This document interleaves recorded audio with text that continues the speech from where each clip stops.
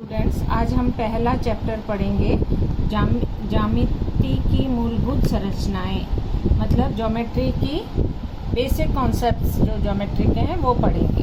ठीक है। सबसे पहला है बिंदु। बिंदु किसे कहते हैं? जैसे हम एक बिंदी लगाते हैं, ये हो गया बिंदु। अब ये हो गया एक प्रतल। जो हमारी ये बुक है ये भी एक प्रतल है, उसमें ये एक बिंदी हो गई। तो इसको हम कैसे पढ़ेंगे? बिंदु P, बिंदु A और बिंदु T।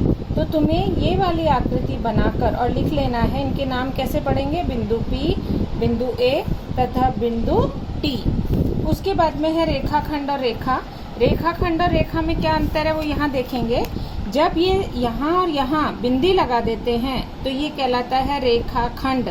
रेखाखंड, खंड का मतलब छोटा भाग। और जब इसके दोनों तरफ हम ऐसे करके तीर का निशान लगा देते हैं, मतलब हम इसको इधर भी बढ़ा सकते हैं, इधर भी बढ़ा सकते हैं, तो इसको क्या कहेंगे? रेखा।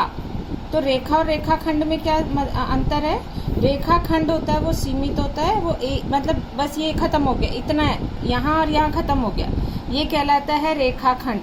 तो रेखाखंड होता है वो होता है सीमित, और ये होता है असीमित, इसे दोनों तरफ बढ़ाया जा सकता है। इसके मैंने वीडियो भी भेजा था, वो भी तुमने देखा होगा। इसके बाद में ये है रेखा। ठीक है, ये है रेखा। किरण किसे कहेंगे? किरण, तुमने सूरज को देखा है, एक तरफ इस सीमित होता है, इधर हम इसको नहीं बढ़ा सकते। और ऐसी आकृति जिसे एक तरफ आगे बढ़ा सकें और दूसरी तरफ नहीं बढ़ा सकें, उसे कहते हैं किरण। अब जब किरण का नाम लिखते हैं तो इसका नाम हो जाएगा किरण PQ। यदि तुमने किरण QP लिखा, QP, तो वह गलत है। इस किरण का क्या नाम है? P से चालू हो रही है, Q की तरफ आगे बढ़ रही है। इसी तरह यदि कोई और किरण दी जाए, जैसे ये है तुम्हारे इस तरह, तो यहाँ पर ये O, ये A, ये B, ये C और ये D। तो यहाँ OA किरण है, OB किरण है, AOD किरण है, लेकिन AO किरण नहीं है। यहाँ पे CA भी किरण है। यहाँ पे C को हम इधर नहीं बढ़ा रहे, इधर से इधर जा रहा है, इसलिए ये किरण है। तो इस किरण के दो नाम हो गए, एक तो हो गया CA और एक हो गया OA किरण। किरण OA और किरण CA। कभी भी उल्टी दिशा, मतलब यहाँ से इधर जा रही है, इसलिए क्या लिखेंगे इस किरण को? OB किरण। इसको क्या लिखेंगे? OD किरण। समझ आया? इस तरह ये हो गया तुम्हारा किरण। तो किरण PQ को किरण QP नहीं कहा जा सकता। उसके बाद में है प्रतल। प्रतल क्या होता है? जो आकृति चारों तरफ से हम बढ़ा सके, ऐसे असीमित मतलब जिसकी कोई सीमा नहीं हो। समतल पृष्ठ को गणित की भाषा में प्रतल कहते हैं। जैसे कॉपी का पेज है, डायरी का पेज है, ये सब कहलाते हैं प्रतल। इसके बाद में है समांतर रेखा। समांतर, समान अंतर पर। समांतर का मतलब क्या हुआ? देखो लिखा कैसे लिखते हैं हम इसको, समांतर को ऐसे। तो जो समान, इसको जब हम हिंदी में समझते हैं ना, तो समान अंतर, तब तो जब दो रेखाएं समान अंतर पे होंगी, जैसे ये और ये आपस में एक दूसरे को नहीं काट रही, तो इन्हें कहा जाता है समांतर रेखाएं, जो आपस में एक दूसरे को नहीं काटती।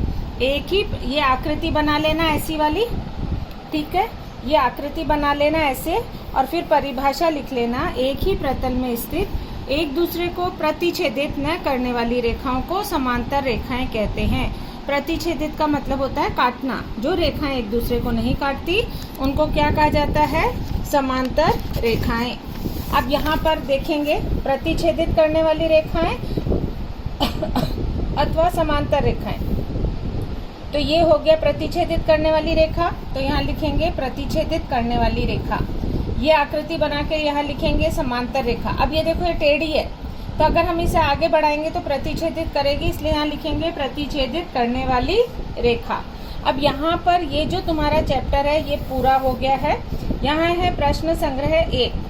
प्रश्न संग्रह 1 है सरेख बिंदु। सरेख मतलब जो एक ही रेखा पर होते हैं, जैसे बिंदु M, बिंदु O, बिंदु T, ये तीनों एक ही रेखा पर हैं, उन्हें कहा जाएगा सरेख बिंदु। फिर है किरण।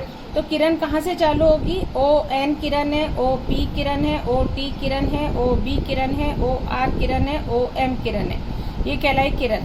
अब इसमें ये रेखा को तुम्हें भिन्न भिन्न नाम से लिखना है। तो भिन्न भिन्न नाम क्या हो गया इसका? रेखा AB, रेखा AC, रेखा AD, रेखा BC, रेखा BD, रेखा CD, इस तरह इसके नाम लिख लेना। इसके बाद में तीसरा सवाल जो है उसमें ये है रेखा, ये है रेखाखंड, ये है प्रतल और ये है किरण। ठीक है। इसके बाद में समांतर रेखाएं जो आपस में नहीं काटे, संगामी रेखाएं, संगामी मतलब एक बिंदु पर मिलने वाली रेखा, वो कहलाती हैं संगामी रेखाएं। ये सारी जो रेखाएं हैं वो एक बिंदु पर मिल रही हैं, ये बिंदु है वो, ये संगामी रेखा। और जो रेखा समांतर है, जैसे रेखा B और रेखा M, ये दोनों समांतर रेखाएं हैं। समझ आया? इस तरह तुम्हारे को प्रश्न पहला पूरा कर लेना है प्रकरण। पहला प्रकरण मैंने पूरा करा दिया है, वीडियो भी भेजा है, तुम्हें कर लेना है। Thank you.